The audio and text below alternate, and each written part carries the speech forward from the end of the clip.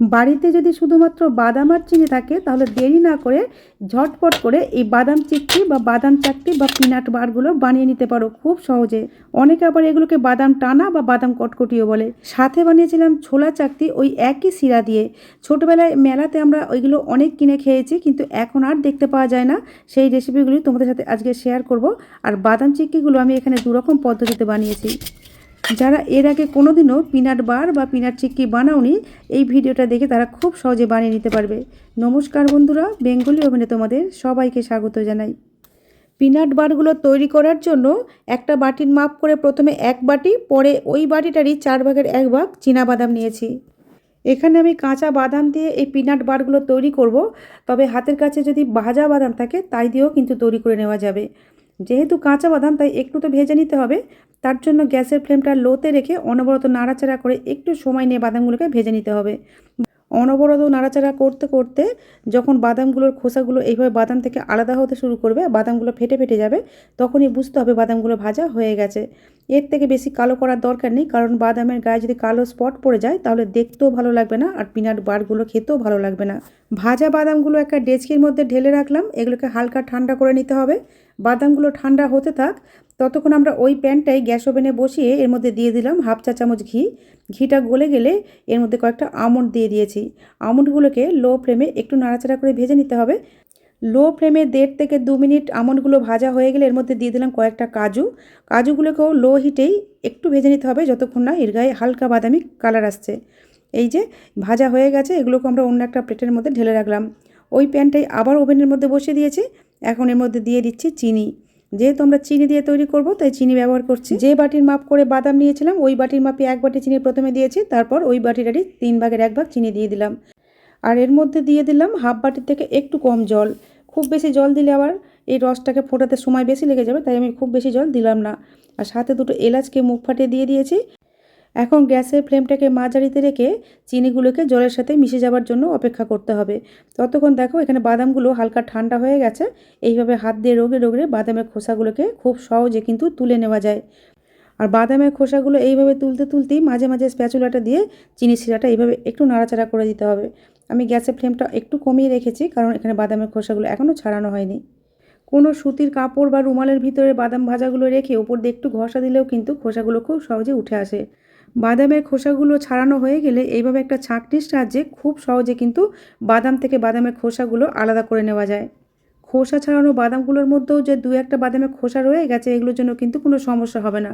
তবে চাইলে কিন্তু এই বাদামগুলো থেকেও খোসাগুলো একটু হাত দিয়ে আলাদা করে নিতে পারো।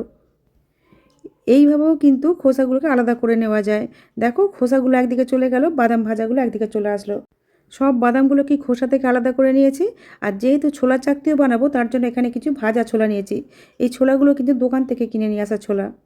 যে প্লেটের মধ্যে চিক্কিগুলো সেট করব সেই প্লেটগুলোকে একটু ঘি মাখিয়ে নিচ্ছি। ঘিয়ের পরিবর্তে তেলও লাগিয়ে নেওয়া যায়, তবে ঘিটা লাগালে চিক্কিগুলোর মধ্যে হালকা ঘিয়ের ফ্লেভার আসবে। আর অল্প একটু ঘি দিয়ে পুরো প্লেটগুলোকে খুব ভালোভাবে মাখিয়ে নেওয়া যায়। এখানে আমি 4টে প্লেটকে ঘি মাখিয়ে নিয়েছি। এখন ভেজে নেওয়া বাদামগুলো প্লেটের মধ্যে এইভাবে সাজিয়ে দিচ্ছি। যে কোনো ভাত বা রুটি খাবার থালার পিছন দিকে ঘি লাগিয়েও এইভাবে বাদামগুলোকে সেট করে নেওয়া যায়। বাদামগুলো সেট করা হয়ে গেলে এখন ছোলাগুলোকে একইভাবে দিয়ে দিতে হবে ঘি মাখানো থালার মধ্যে। এদিকে দেখো চিনির শিরাটা কিন্তু ফুটতে ফুটতে অনেকটা ঘন হয়ে গেছে। এইভাবে 2 হাতের আঙুলের মধ্যে রেখেও চেক করে দেখতে পারো। যদি দেখো 3-4টে তার সৃষ্টি হয়েছে তাহলে বুঝতে হয়ে গেছে। না হলে এইভাবে নর্মাল জলের মধ্যে কয়েক ফোঁটা দিয়ে দেখবে, এইভাবে যদি জড়ো হয়ে যায়, ডালা পাকিয়ে যায়, তাহলে বুঝতে হবে চিনির শিরাটা একদম রেডি। আর এই যে চিনির শিরার ওপর অনেক ঝাঁক সৃষ্টি হয়েছে, এতেও বুঝতে হবে যে চিনির শিরাটা রেডি হয়ে গেছে। এর থেকে কিন্তু আর বেশি ঘন করা যাবে না, তাহলে এই শিরাটা আবার চিনিতে পরিণত হয়ে যাবে। চিনির শিরা থেকে এলাচগুলো তুলে ফেলে দিয়ে গ্যাসের ফ্লেমটা অফ করে দিয়ে এখন এই গরম শিরাটাকে খুব তাড়াতাড়ি বাদামের মধ্যে এভাবে ছড়িয়ে দিতে হবে। পুরো বাদামগুলোর মধ্যে যাতে শিরাটা লাগে সেইভাবেই শিরাগুলো দিতে হবে। আর এই কাজটা কিন্তু খুব দ্রুত করতে হবে, কারণ এগুলো সঙ্গে সঙ্গে জমতে শুরু করে দেয়। অলরেডি কিন্তু চিনির শিরাটা আগের থেকে অনেকটা ঘন হয়ে গেছে। আর একটা কথা তোমাদের বলে দিই বন্ধুরা, যদি দেখো চিনির শিরাটা অনেকটা ঘন হয়ে গেছে বা জমে গেছে, তখন এর মধ্যে আরও 1 টেবিল চামচের মতো জল দিয়ে গ্যাসে বসিয়ে দেবে, দেখবে আবার আগের মতো পাতলা হয়ে গেছে। দেখি বুঝতে পারছো বন্ধুরা যে শিরাটা এতটাই ঘন হয়ে গেছে যে ছোলাগুলো অলরেডি জমতে শুরু করেছে। প্যানের মধ্যে যে শিরাটা থেকে গিয়েছিল এর মধ্যে 1 টেবিল চামচের মতো জল দিয়ে ওভেনে বসিয়ে দিয়েছি। আর দেখো শিরাটা আবার আগের মতো লিকুইড হয়ে গেছে। শিরাটাকে 15 থেকে 20 সেকেন্ডের জন্য একটু ফুটিয়ে নিয়েছি। এর থেকে আর বেশি ঘন করব না। এবারে আগে থেকে যে কাজু আর আমন্ডগুলো ভেজে রেখেছিলাম এগুলো এর মধ্যে দিয়ে দিলাম। সাথে দিয়ে দিচ্ছি কিছুটা ভাজা ছোলা আর দিয়ে দিচ্ছি কিছুটা ভাজা বাদাম। এখানে পেস্তা বাদামকেও একইভাবে ভেজে দিতে পারো। এখন অনবরত নাড়াচাড়া করে এই চিনির শিরাটাকে সমস্ত বাদাম বা ছোলাগুলোর ওপরে কোট করে নিতে হবে। এই সময় নাড়াচাড়া একদমই বন্ধ করা যাবে না। নাড়াচাড়া বন্ধ করলে বাদামগুলোর মধ্যে কিন্তু সমানভাবে কোটিং হবে না, কোনোটাই বেশি কোনোটাই কম হবে। যেহেতু শিরাটা আরও একটু ঘন হয়ে গেছে তাই হাত দিয়ে নাড়াচাড়া করতে একটু অসুবিধা হচ্ছে, তাই আমি স্প্যাচুলাটা নিয়ে নিলাম। স্প্যাচুলা দিয়ে নাড়াচাড়া করতে করতে যখন দেখবে চিনির শিরাটা একদম ঘন হয়ে গেছে তখন গ্যাসের ফ্লেমটা অফ করে দিতে হবে। এখন গ্যাসের ফ্লেমটাকে অফ করে দিয়েছি। আর অফ করে দেওয়ার পরে কিন্তু অনবরত নাড়াচাড়া করতে হবে যতক্ষণ না এটা শুকিয়ে যায়।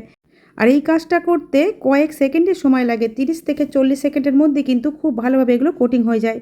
বন্ধুরা দেখি বুঝতে পারছো প্রত্যেকটা বাদামের মধ্যে চিনিগুলো কত সুন্দরভাবে কোটিং হয়ে গেছে। যে দুটো পদ্ধতি দেখালাম তার মধ্যে যে পদ্ধতিতেই বানাও না কেন এগুলো এয়ারটাইট কন্টেনারে ভরে প্রায় 2 মাস পর্যন্ত রেখে খেতে পারবে। এদিকে বাদাম চিক্কিগুলোকে যে সেট হতে দিয়েছিলাম দেখো ঠান্ডা হয়ে গেছে। এখন এগুলোকে আঙুলের সাহায্যে বা হাতের তালুর সাহায্যে একটু ঘুরিয়ে ঘুরিয়ে চাপ দিলে কিন্তু খুব সহজে প্লেট থেকে উঠে আসবে। ঠিক আমি যেভাবে দেখালাম এইভাবে করে দেখবে বন্ধুরা, এর জন্য কোনো বাটার পেপারও লাগবে না আর ভেঙেও যাবে না, কিন্তু একদম গোটা গোটা হয়ে উঠে আসবে।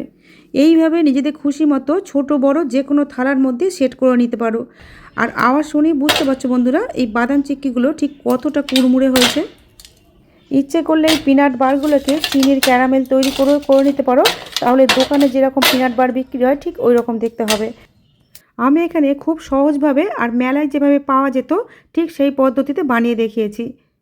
ছোলার চিক্কিটাও একইভাবে হাতের তালুতে একটু চাপ দিতে কিন্তু খুব ভালোভাবে বেরিয়ে এসেছে। এটাকেও আমরা একইভাবে ভেঙে নেব। আর এর ভাঙার আওয়াজ শুনেই বুঝতে পারছো বন্ধুরা যে এগুলো ঠিক কতটা মুচমুচে হয়েছে। আজ তাহলে এই পর্যন্তই। তোমাদের সাথে আবার দেখা হবে নতুন কোনো রেসিপির সাথে। তোমরা ভালো থেকো, সুস্থ থেকো, সাবধানে থেকো।